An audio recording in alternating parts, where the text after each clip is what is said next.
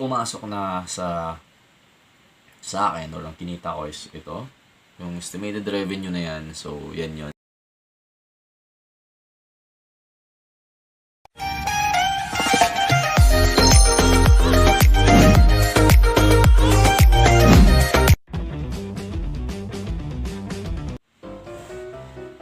Yun, hello sa inyong lahat. Good morning or good afternoon. Dahil yung pinost namin sa community namin na itanong nyo kay Gagambino, yung mga Q&A natin. So, ito tinitignan natin ngayon. Yan, pakita ko sa screen nyo yung mga mas pinakamaraming mga likes, maraming comment, yung mga gusto nyo talagang itanong sa akin. So, kuha tayo ng 10. Pipili ako ng 10 mga G. So, may nakita ko dito interesting lang. Sagutin ko muna. Pakita ko sa inyo. Sandali lang mga G. So, ito from kay Grammy Bautista. Yung tanong ni Grammy Bautista ay ito. Pakita ko na lang sa screen. Makikita nyo habang binabasa ko. So, paano po kayo nagsimula nag-YouTube at sa paanong tamang pag-iisip nyo ito napaunlad? So, at paano nyo rin po nagawang mapagsabay ang YouTube at pagdisiplina sa pamilya nyo? Alam ko na mahirap to, kaya po panotis to, Aji. God bless sa YouTube nyo at sa family nyo, Aji. Sa inyo mga solid dyan, yung pag-uumpisa ng YouTube ko dati, talaga nag-umpisa ako out of habit lang. Kasi talagang ginib up ko yung work ko. Kasi dati, sa nakakilala sa akin, nag-work po tayo sa call center as an IT personnel tayo doon. So, what happened ay ganito. So, alam mo yun, hindi na worth it yung salary mo, hindi worth it yung travel time mo, hindi worth it yung malayo ka sa pamilya mo. And at some way, nakahanap ako ng pinagkakakitaan ko na, alam mo yun, so far, mas malaki siya ng malayo kaysa doon sa salary ko, which nasa pamilya lang ako. So kung gusto nyo lang makita yung sinasabi ko kung ano yun, so ito yung picture nyan, ito yung nilalaro ko, nakikita nyo dyan, yan yung sa likod. So yan yung ginagawa natin mga G. Online game yan. And when it comes to family matters naman, kaya tayo may asawa, kaya tayo may misis na tinatawag kasi may katuwang tayo. So I wouldn't be here if I don't have a supportive wife, if I don't have a supportive family. So, sinusuportahan nila ako sa mga gusto ko. Alam mo yun, yung suporta lang at yung blessings nila, malaking bagay yun. So, when I stop at work, alam mo yun, ang daming sinasabi ng tao na patapong ka na lang, ganito, ganyan. They didn't know what I'm doing. Tapos yung paggagamba. Alam mo yun, ang daming titingin talaga, titingin ng maliit sa'yo, mga ganun. Kasi, alam na natin paggagamba mga G, larong pambata talaga yan. But at some way, alam mo yun, yung panahon kasing bata tayo, nag-i-enjoy lang tayo, ganun. Kasi nagagets nyo naman ako mga G. At the start, yung paggagamba talaga is hobby lang sa akin, nag-i-enjoy ako, masaya ako. Then later part, pumasok yung, hindi naman natin sabihin ko, hipokrito naman ako sabihin ko walang pera sa YouTube. So, yun, pumasok na yung sa YouTube. So, sa tingin ko, parang it's a good career din. Alam mo yun, hindi lang siya at some way na you're not doing YouTube dahil lang sa gusto mo lang din siya. Hindi ko maano mga Ajay, alam mo yun, na parang gusto mo tapos kumikita ka pa. Yun yung pinakamaganda sa YouTube.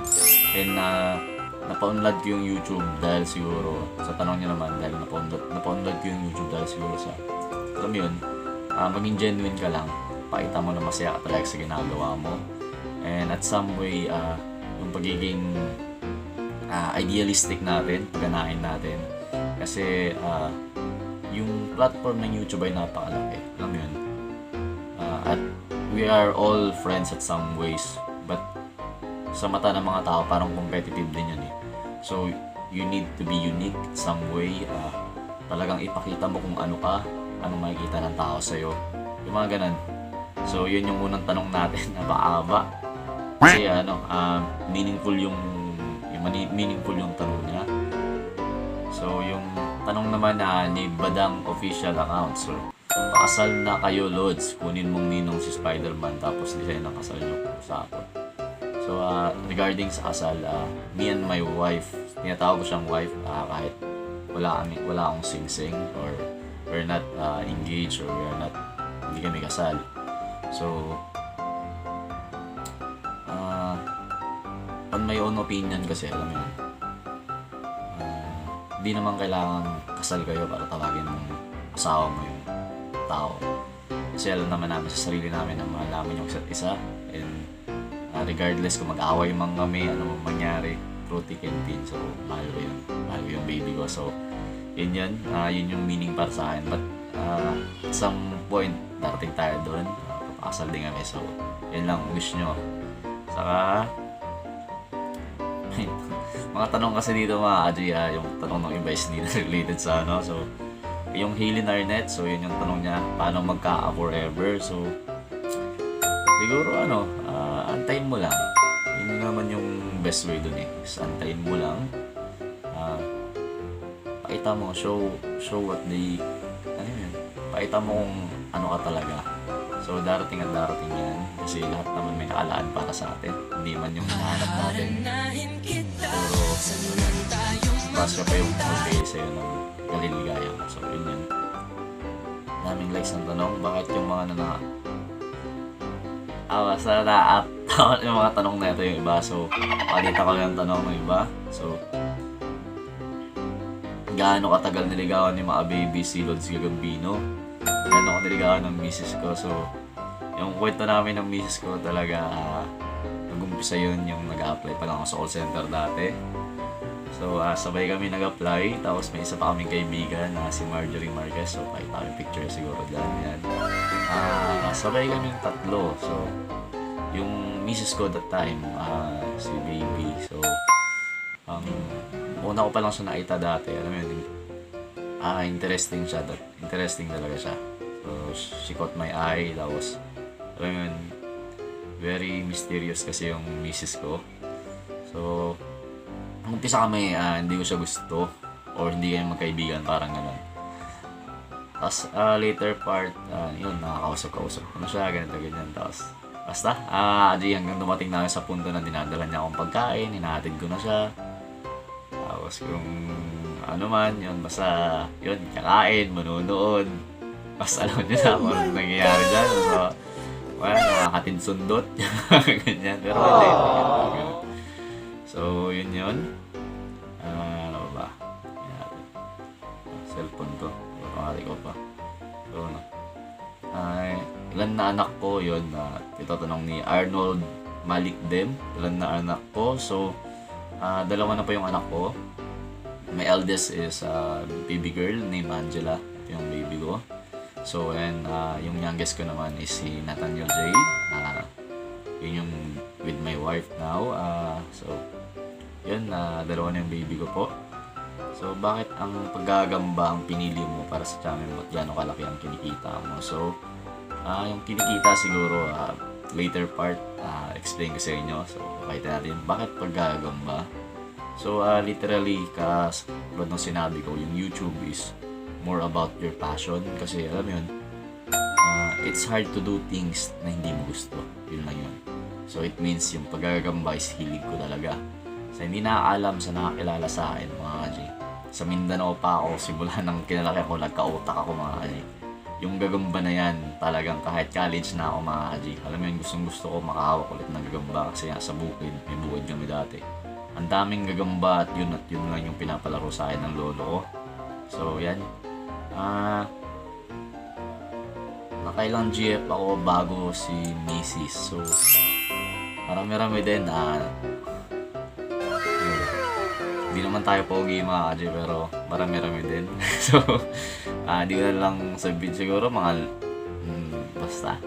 Yung seryoso siguro, bilang lang, pero yung alam mo yun, yung mga nakilala na sigurito, mga kapling-pling lang, yun yung marami. So, pero hindi na natin kailangang ipag-ano yun kasi, alam mo yun, nung kabataan natin, nagkakamali din tayo. Pero naniwala ko yung tunay na lalaki, loyal, yun yung mga kaji.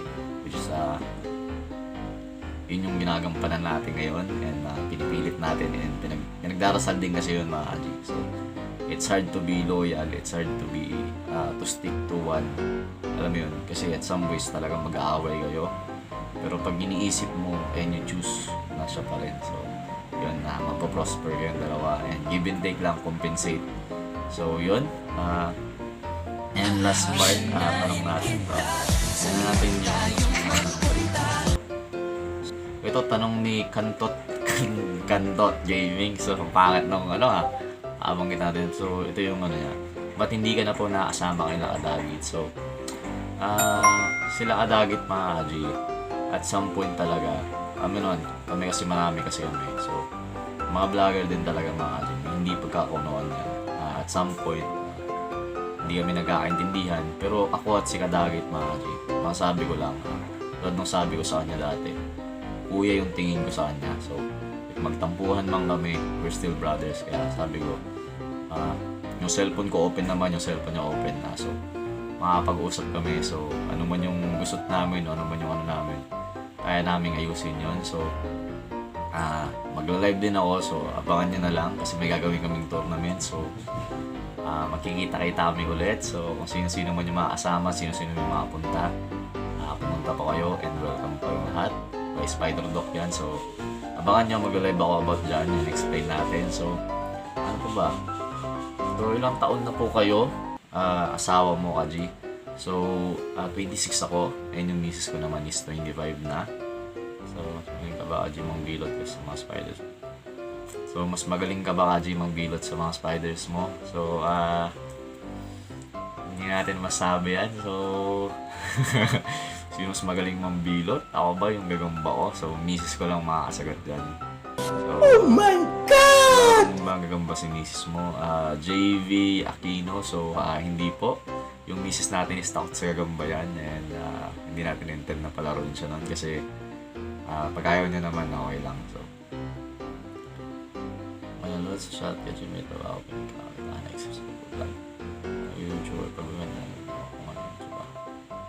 ito si Mafil. Yung tanong ni Mafil, Kaji, may trabaho o pinagkakakitaan ka ba except sa pagbablog? YouTuber pagbebenta ng gagamba? O kung ano yung trabaho, o kung ano ka bago mo ma-discover yung pagbablog about sa gagamba? So nag-post ako ng video about dito. So hindi naman dingit sa kaalaman nyo, yan mga yung sa likod ko. So I've earned through online games.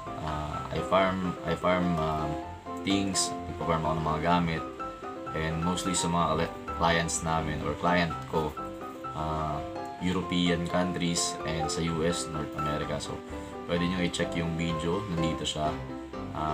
That explains well kung bakit tayo nagbablog, na mahaba-haba din yung time natin. And yun, tingin ko di naman siya ganun kalaki, pero sapat na siya para sa aming pamilya. So Marcos Gagam Fight Spider TV, anong content ako nagsimula? I started gagamba na talaga. So kasi sa tulad niya sabi ko, ano yung hilig ko, yun talaga yung ginagawa ko. And simple lang tayo mag-isip mga G, pag gusto natin ginagawa natin, pag ayaw hindi natin ginagawa yan. So yun lang yun. And yung huling tanong mga G, so gaano kalaki ang kita o sweldo mo sa YouTube? For example, 100k ganun. So I'll try to check mga G, so kung magkano yung hindi ko sabi siyang ganun kalaki mga G, pero kung sa pamilya namin, okay na siya, malaki na rin siya mga G. So marami na siyang magagawa, marami na siyang magandang maitutulong. So hindi natin yung mga G, sabihin na natin sa inyo kung magkano talaga yung kinikita namin o kinikita ko sa pagbablog. So pakita natin ang analytics. So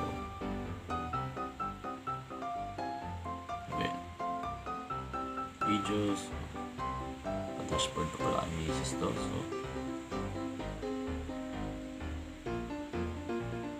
switch ko lang sa account natin, so para makita natin estimated revenue. So ewan kung papakita ko din sa inyo. So papakita ko na lang sa screen nyo, siguro record ko to habang sinasabi ko. So from the past 365 days, so from the start, nung mag-start ako mag-vlog, mag-YouTube ako, So, pumasok na sa akin, or ang kinita ko is ito. Tingnan natin. $807.54 dollars. So, convert nyo na lang yan kung magkano yung rate ng USD ngayon. So, ito yun. Pero ngayon mga ka-G, medyo humina tayo ngayon. So, kasi at some way talaga, yung mga viral videos is magda-down at magda-down yan. But, we keep on thriving na, alam mo yun, at least mas stable natin siya. But some ways, napapasaya ko pa rin kayo. Hindi naman tayo tigil at hindi tayo hihinto. Nandito pa rin tayo. So, at kasi marami pa rin at mga bata talaga na nanonood. So, marami tayong napapasaya. Pero yan yung kinikita ko mga ka-G. At yan yung kinita ko. So, sana marami kayong napulot na aral. It didn't stop here na, alam yun, dahil may kinita ka lang. Dahil nasatisfy ka, hihinto ka na. So, nagpapasaya kasi ng tao mga ka-G. Continuous lang yun. And it's a learning process, alam mo yun. Gawin mo kung ano yung gusto mong gawin. At some point, if you fail, katulad ng sinasabi ko mga ka-G, if you fail, you fail. You will fail again. But the best part, matututo ka. So, mahanap mo kung ano yung bagay sa'yo. Mahanap mo kung ano ba talaga yung gusto mo, mag-work sa'yo. So, yun lang. This is Gagambino. Sana nag-enjoy kayo sa mga tanong nyo at sa mga sagot ko. So, yun lang. Maraming salamat sa inyong lahat. Hanggang sa muli, Gagambino po. Sa mga hindi pa nakapag-subscribe dyan, yun pa nakapanood. So, hit nyo na yung notification bell. Share nyo na rin para mas dumami pa tayo. Yun lang. God bless sa inyong lahat.